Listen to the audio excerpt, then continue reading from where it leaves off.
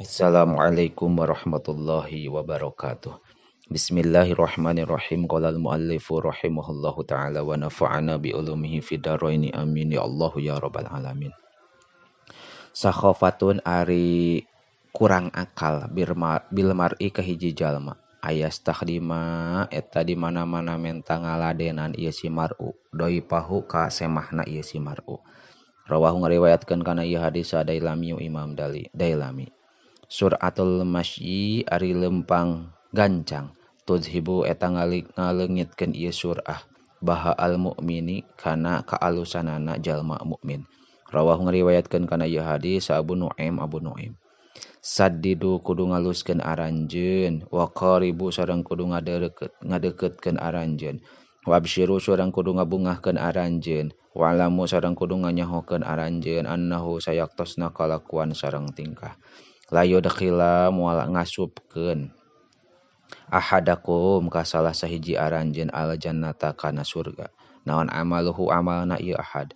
Qalu ngadawuh ieu para sahabat. Wala anta sareng mual lebat anjeun. Ya Rasulullah hai Rasulullah. Qala ngadawuh Rasul. Wala ana sareng mual asup kami. Illa ayatagommadani angin yen nutupan ka kami. Insyaallah Gusti Allah min hutina itu amal bimagfiratin kalawan panghampura wa rahmatin sareng kalawan rahmat wa inna ahabal amali sareng sayaktosna pang dipika cintana amal ilallahi mungguh Allah aduamuhu eta pang keyengna atawa aduamuhu teh pang mayengna amal wa in qala sanajan saeutik ieu amal. Rawahu ngariwayatkeun kana ieu hadis sa Syekhani Bukhari Muslim wan Nasa'i sareng Imam Nasa'i.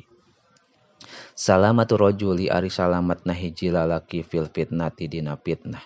Ayal zama eta yeuna tepan itu rajul baitahu di imahna rajul. Rawahu ngariwayatkeun kana ieu hadis sa Dailami Imam Dailami an Abi Musa katampi ti Abi Musa. Sawu kudu nyaruakeun aranjeun baina auladikum di antara pirang-pirang anak aranjeun fil atiyah dina barang bere. Falau kuntu mangka lamun bukti kami mupadilan eta anu ngaleuwihkeun ahadan ka hiji jalma lapadatu maka tangtu ngaleuwihkeun kami anisa ka awewe. Rawahu ngariwayatkeun kana ieu hadis At-Tabrani Imam Tabrani. Sawu kudu nyaruakeun aranjeun supupakum kana pirang-pirang jajaran aranjeun. Fa inna taswiyata supub mangka sayaktosna nyaruakeun kana pirang-pirang jajaran min iqamati sholati eta satengahna tina ngalakonan kana salat. Rawahu ngariwayatkeun kana ieu hadis Syekhani Bukhari Muslim an Anasin katampi ti Ibnu Anas. An Anasin katampi ti Anas. Sami kudu nyebut anjeun Allah ka Gusti Allah. Wakul sareng kudu dahar anjeun biyamini ka kuleungeun katuhu anjeun. Wakul sareng kudu dahar anjeun mimma tina perkara yali ka anu deukeut mak ka anjeun. Rawahu ngariwayatkeun kana ieu hadis Syekhani Bukhari Muslim. Saya bakal datang alaikum ka aranjeun naun zamanun hiji zaman. Layakun anu henteu bukti fihi di itu zaman naun syai'un hiji perkara. Azu anu leuwih mulya min salah satin tinimang tilu perkara. Dirhamin kahiji dirham, halalin anu halal, au akhin atawa dulur, yusta'nasu anu dibungahkeun. Saha bihi itu akhun, au sunnatin atawa sunat. Yuk malu anu dipigawe naon biha itu sunat.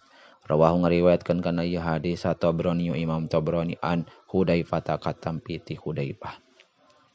Sayyidul istighfari ari rajana menta panghampura.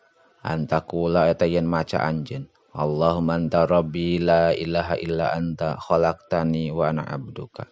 Allahumma ya Allah anta ari Gusti rabbi eta pangeran abdi. La ilaha teu aya deui pangeran illa anta angin Gusti. Khalaqtani anu ngadamel Gusti ka abdi.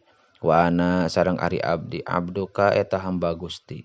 Wa ana sareng ari abdi ala ahdika eta netepan kana janji Gusti. Wa wa'dika sareng janji Gusti. Mastato tu eta teu kawasa abdi. A'udzu nyalindung abdi bika ka Gusti. min syarri ma tina gorengna perkara sonatu anu midamel abdi. Abu balik abdi laka ka Gusti binikmatika kalawan nikmat Gusti alayya ka abdi. Wa abu sareng balik abdi bidambi kalawan dosa abdi. Pagfir maka muga ngahampura Gusti li ka abdi. Fa innahu mangka sayaktos kalakuan layag firu eta henteu aya anu ngahampura. Azunuba kana pirang-pirang dosa saha illa anta angin Gusti. Rawahu ngariwayatkeun kana ieu hadis sa Ahmadu Imam Ahmad. Sayyidul ayyami ari raja na pirang-pirang poe indallahi mungguh Allah. Yaumul jum'ati eta poe Jumat. A'domu leuwih agung deui min yaumin nahri tinimang poe lebaran raya agung. Wal fitri sareng lebaran puasa. Wa fihi sareng eta tetep dina itu yaumul jum'ah teh khamsu khilalin ari 5 pirang-pirang perkara. Fihi dina itu yaumul jum'ah khalaqa ngadamel saha Allah Gusti Allah Adam ka Nabi Adam. Wa fihi sareng dina itu yaum teh uhbito diturunkeun Nabi Adam minal jannati ti surga ilal ardi ka bumi. Wa fihi sareng dina itu yaum teh tuwfiya di mautan ieu Nabi Adam. Wa fihi sareng dina itu yaumul jum'ah teh saatun ari hiji waktu layas alu anu henteu menta. Henteu pati-pati menta saha al abdu hiji hamba fiha dina itu saah. Allah ka Gusti Allah syai'an kana hiji perkara illa a'tahu angin maparin Allah kana itu syai'yahu ka itu abdu. Malam yas'a dina salagi henteu menta ieu si abdu teh isman kana dosa. Au qati ata rahim atawa kana magatkeun baraya. Wa fihi sareng dina itu yaum teh taqumu bakal ngadeg naon as-saatu kiamah. Wa ma min malikin jeung henteu aya ari malaikat. Wa ma min malikin muqarrabin sareng henteu aya ari malaikat muqarrab. Wala samain sareng henteu aya langit, wala ardin sareng henteu aya bumi, wala rihin sareng henteu aya angin. Wala jabalin sareng henteu aya gunung, wala hajarin sareng henteu aya batu. Illa wa huwa angin halna itu eta ari itu kul musfikun eta anu sieun min yaumil jum'ati tina poe Jum'ah. Rawahu ngariwayatkeun kana ieu hadis Syafi'i Imam Syafi'i an Sa'id bin Ubadah katampi ti Sa'id bin Ubadah. Wallahu a'lamu bissawab.